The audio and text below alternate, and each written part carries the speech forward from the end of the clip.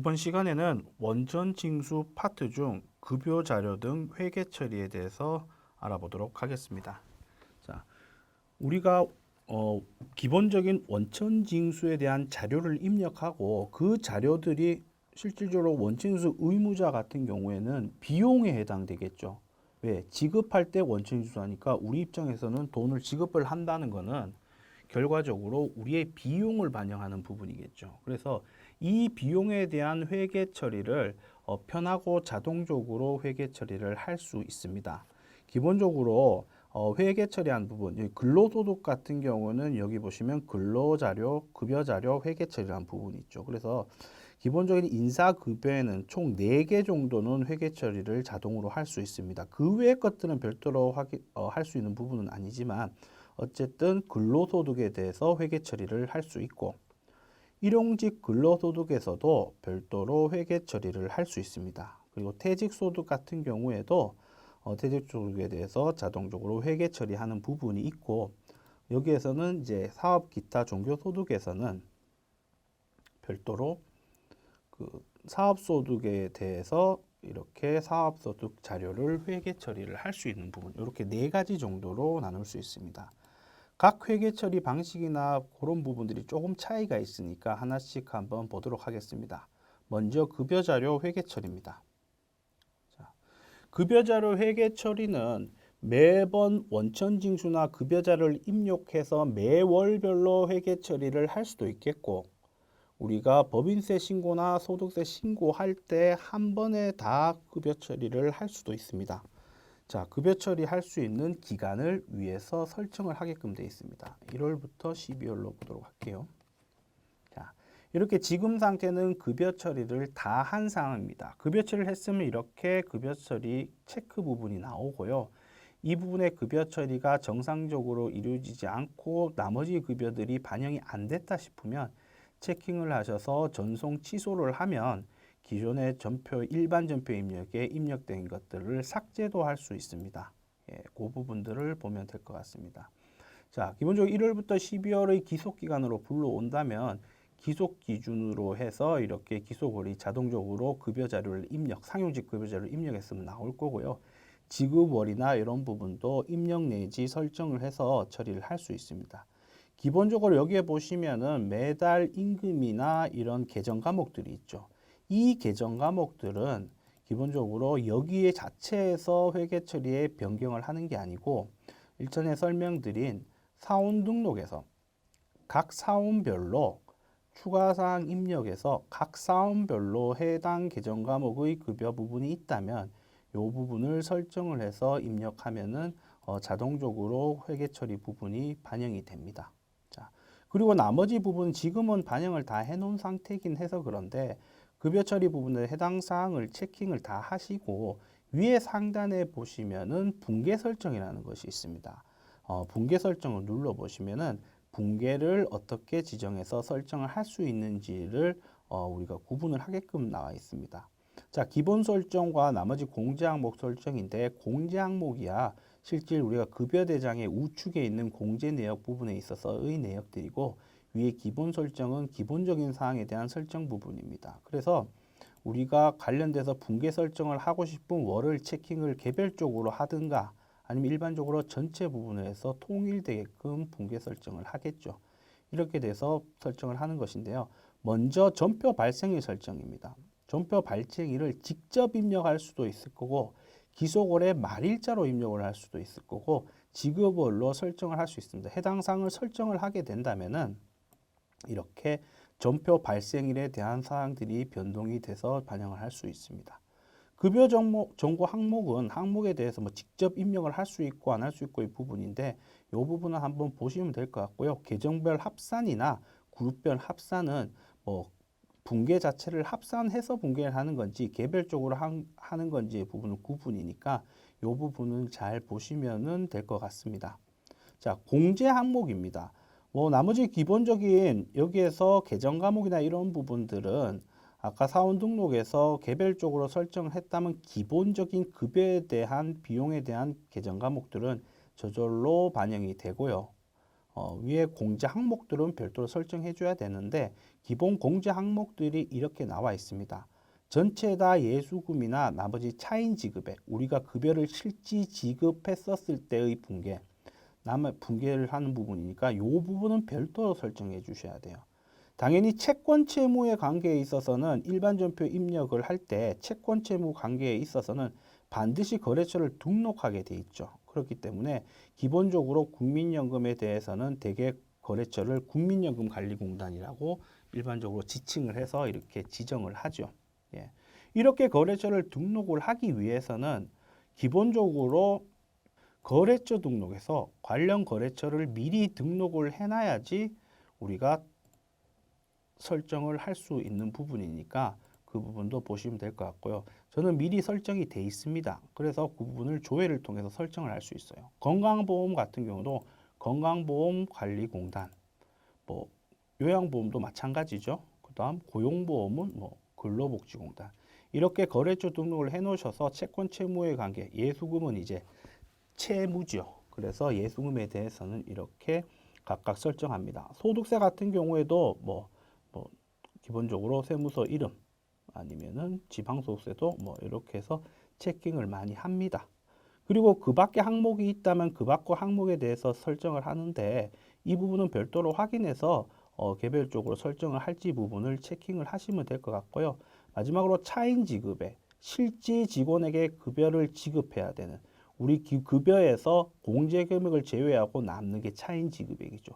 이 차인 지급액을 현금으로 설정할지 어떻게 설정할지에 따라서 나옵니다. 일반적으로는 이 부분이 현금으로 설정하게 된다면은 이 전표 발생일에 현금을 지급했다는 얘기입니다. 보통 예금도 아니고 현금으로 지급했다는 얘기죠. 그래서 일반적으로는 대개 이 부분을 미지급금으로 해놓고 추후에 실질 지급할 때에 미지급금을 반제하고 뭐 보통 예금으로 지급했다면 보통 예금 대변으로 입력해서 하기도 하죠.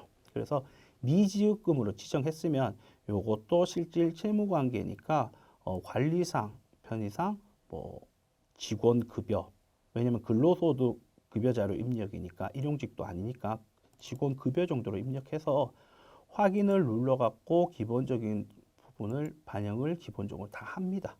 그러면 자동적으로 이렇게 하단에 보시면 이렇게 관련된 자료들이 자동적으로 반영이 될 거고 이 부분을 전체를 체킹을 해서 전표 추가를 하면 됩니다. 그리고 이렇게 전표 추가하게 되면 개별적인 일반 전표 입력에서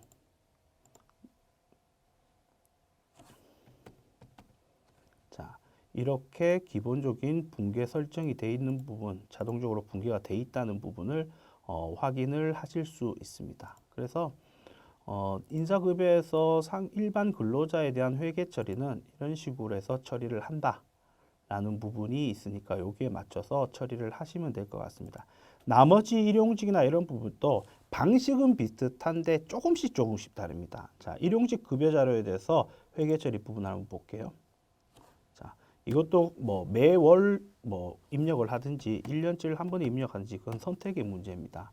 자, 위에 내용들은 거의 똑같습니다. 거의 똑같은데 지금 같은 경우에는 뭐 여기에서 체킹을 하고 기본 설정 계정으로 한번 볼게요. 여기에서 임금이나 이런 부분들은 기본적으로 불러와지는 것은 일용직 사원 등록에 설정되어지는 계정 과목별로 인별로 내역들이 각각 불러와지는 겁니다. 이거는 일반 급여자와 똑같은 방식으로 변경이 되는 부분이고 기본사항 설정 부분은 조금 일반 근로자 조금 다릅니다. 자, 여기에 보면은 임금을 별도로 지정하게끔 돼 있습니다. 자, 일괄 적용에 해당된다면은 열을 체킹하시면 일괄적으로 504라는 계정 과목이 될 거고 그게 아니라면 불호 처리하게 된다면은 우리가 일용직 사원 등록에서 계정 과목이 개별적으로 등록되어 있는 부분으로 불러와집니다. 그러니까 일용직 급여 소득자 등록을 제대로 하고 일괄 적용을 불호해서 할 필요성이 있겠죠. 실수를 줄이려면 사실상. 그리고 기타 공제도 설정할 수 있는데 뭐 일용직 같은 경우는 기타 공제가 이런 부분이 많지는 않으니까 이런 부분이 있다. 차인 지급액도 실질 지급한 금액에 대해서 일단은 일반적으로는 미지급금으로 설정해서 이렇게 체킹을 하면 됩니다. 그래서 세로 불러오기를 통해서 관련된 설정된 자료를 이렇게 불러와칩니다. 이 불러와진 상태에서 일반 근로자의 급여자료 회계 처리 같은 경우는 이 설정 항목에서 예수금에 대한 거래처 등록을 개별적으로 할 수 있지만 일용직 급여 입력 자료에서는 그렇게 개별적으로 입력하지는 않습니다. 돼 있지 않습니다. 구조가 좀 다르죠. 그래서 개별적으로 해당 사항이 있으면 여기에서 F2를 눌러서 지금은 이제 전송을 했기 때문에 이렇게 나오는데 F2를 눌러서 해당 계정 과목에 대한 거래처를 정상적으로 등록을 하시고 일반 전표로 체킹을 하셔서 전표를 추가합니다. 지금 7월 달에 일용직 급여를 반영을 했으니까 우리가 회계관리에서 일반 전표의 7월 달 부분을 보시면 자, 이 부분이죠. 일용직 자료에 대한 정상적인 분기가 됐음을 확인할 수 있습니다. 예, 그렇게 해서 일용직 자료도 회계 처리하면 될 것 같고요. 자, 그 다음에 퇴직소득 관리입니다. 퇴직소득 관리에도 퇴직소득에 입력된 자료에 대해서 이렇게 회계 처리를 할 수 있는 곳이 있습니다. 마찬가지의 상황입니다. 자, 이렇게 보셔서 분계 설정, 관련된 분계 설정과 뭐 이거 이렇게 해서 퇴직소득 부분이나 거래처 예수금 부분을 등록을 하게 돼서 이렇게 전표 추가를 하면 되는데 퇴직소득 같은 경우에는 좀 확인을 하시고 회계 처리를 하셔야 될 거예요. 왜냐하면 이제 우리가 말하는 확정급여형 퇴직연금이나 퇴직급여 충당금 이런 부분이 있으면은 바로 퇴직소득으로 비용으로 반영 처리를 하면 안 되는 경우들도 있잖아요. 그죠? 그러니까 퇴직소득 같은 경우는 한번 유의있게 보셔갖고 퇴직급여 충당금이 있거나 이런 부분 여부도 확인을 하셔갖고 어쨌든 급여자료 입력에 하면 될 것 같습니다. 그런 부분의 항목들이 없다면 지금처럼 급여자료 입력을 이렇게 하면 됩니다. 이 같은 경우에는 별도로 사원 등록에서 퇴직소득에 대한 계정 과목을 설정하는 란이 없고 여기에서 바로 개별적으로 설정을 해주면 됩니다. 관련된 거래처 등록이나 이런 부분도 F2를 눌러서 관련된 자료들을 입력해서 설정을 하면 퇴직소득 관리의 회계 처리도 이렇게 자동으로 진행을 할 수 있습니다. 그리고 마지막으로 사업소득에 대한 회계 처리입니다. 사업소득 자료 회계 처리인데요. 이 부분도 상당 부분은 마찬가지인데 조금씩은 다들 차이가 있습니다. 자, 여기에서 우리가 지급 요러리를 조회하지 않고 이랬었을 때 요 분계 설정이 나타나고 지급 요러리를 조회했었을 때는 나타나지 않습니다. 그러니까 처음 시작할 때 분계 설정을 하고 나서 조회를 통해서 그 분계 설정이 반영되는 부분입니다. 이렇게 보면 반영되겠죠. 자, 그럼 여기서 분계 설정 볼게요. 여기서는 사업소득자에 대해서 지급 수수료 비용으로 처리를 했고 이 부분이 다른 쪽으로 처리를 하고 싶다면 다른 항목으로 처리를 하면 되고 차인 지급액이나 뭐 소득세 예수금 이런 것도 대상이 있고 채권 채무 관계가 있다면 거래처를 등록하면 됩니다. 근데 사업소득 같은 경우는 한 번 정도 더 생각을 해 보셔야 될 게 기본적으로 사업소득 같은 경우는 분계 설정을 어떻게 해야 될지도 한번 생각을 해 봐야 돼요. 자, 사업소득 관리는 참고로 제가 얘기 드리면 사업소득 관리는 반드시 회계 처리를 통해서 분계를 하라고 권해드립니다. 왜냐하면 사업소득 관리를 통해서 이렇게 자동적으로 분계를 한다면 지금 우리가 보면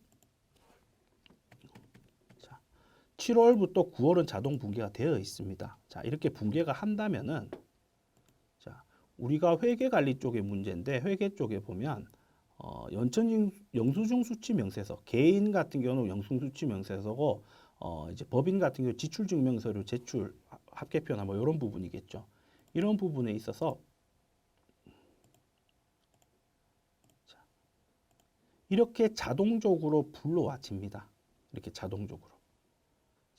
왜냐하면 나머지 급여에 대해서는 당연히 급여고 지급명세서나 원천징수 이행사항 신고서로 확인이 가능하는데 사업소득에 대해서는 별도로 이렇게 원천징수 대상 사업소득에 해당되면 개인 같은 경우는 영수증 수취명세서에 이렇게 제외 부분이 있다는 걸 표시해 줘야 됩니다. 원칙적으로.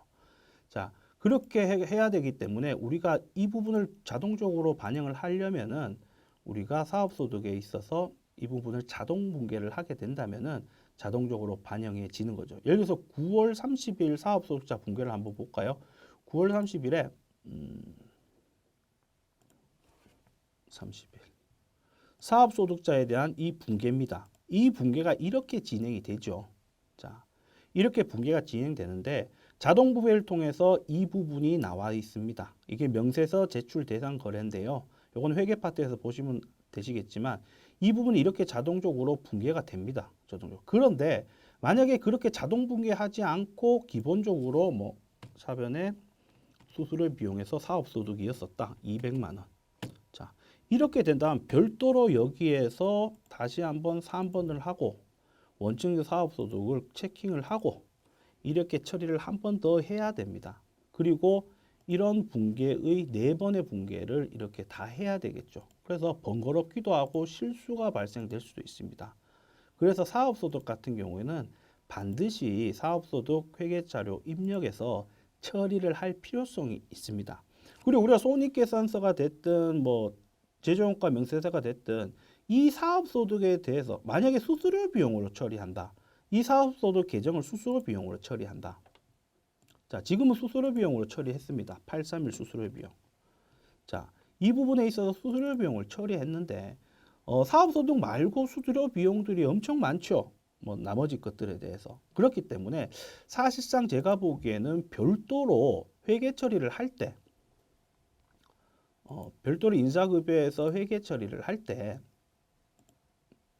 별도의 계정 과목을 하나를 만들어서 원천 징수하는 사업소득만 별도로 관리하는 계정을 하나 만드는 것도 의미가 있고 실수를 줄일 수 있을 것 같아요. 예.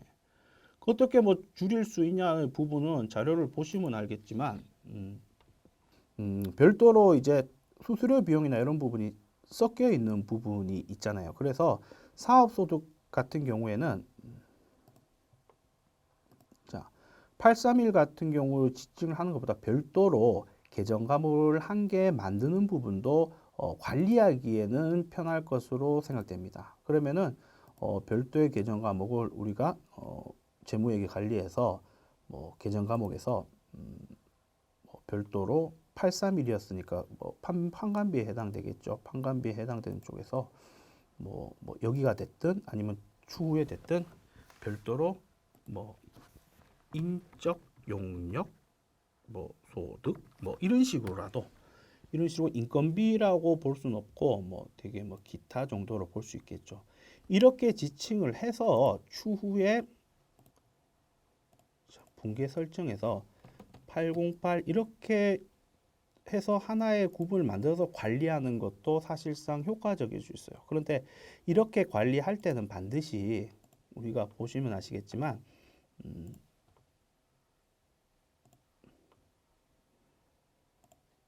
808을 이렇게 등록을 했으면 옆에 표준재무제표 있어요. 표준재무제표가 실질적으로 우리가 법인세 신고나 소득세 신고할 때 제출되는 재무제표이기 때문에 이 표준재무제표에 풍선발 보시면은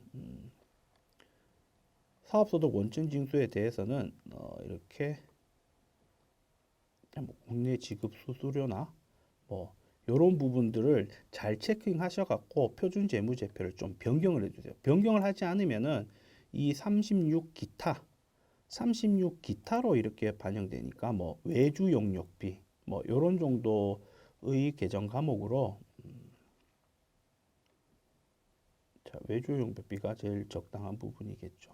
이렇게 계정 과목으로 설정을 해야지 추후에 표준 재무제표도 정상적으로 이렇게 제출이 될 수 있으니까 어쨌든 사업소득에 대해서 회계 처리할 때는 별도의 계정 과목을 둬서 진행하는 것도 효과적일 수 있으니까 이 부분을 잘 보시면 될 것 같아요. 그래서 사업소득 회계 처리는 어떤 식으로든 반드시 오류를 최소화시키려면은 이렇게 자동으로 분계할 수 있는 부분을 통해서 정리를 하시는 게 좀 효과적으로 이제 세무사랑 프로를 운용할 수 있는 방법이 아닐까 싶습니다. 예. 이상으로 급여자료 등 회계 처리에 대해서 알아보았습니다.